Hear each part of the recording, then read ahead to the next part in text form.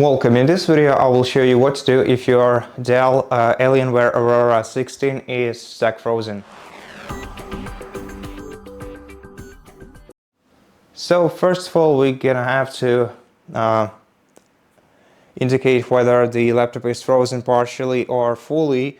So for example, if some certain application is causing your device to freeze, for example this web browser, then we have to get our device into the I'm not sure what it's called, like a recovery state.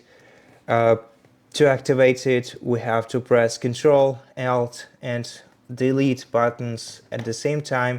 And this will open this menu in front of us. Here, using arrow keys to navigate and enter to select. Navigate to Task Manager, press Enter. This will open up the Task Manager, wait until it's loaded, and then find the application that is causing your device to freeze, right-click it, and select End Task. After that, your device should unfreeze. But if it doesn't help you, then you can force shut down your laptop by holding down the power button.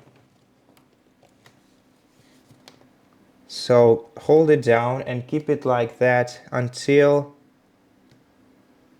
your laptop turns off, basically, which might take about 15 seconds. Okay. So now the laptop is turned off completely.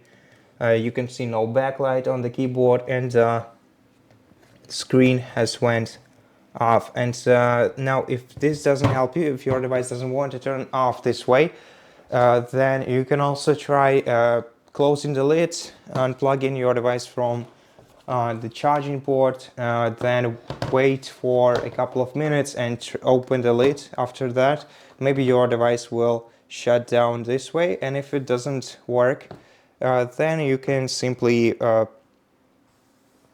unplug the charging cable from your device and try to discharge it until it turns off automatically.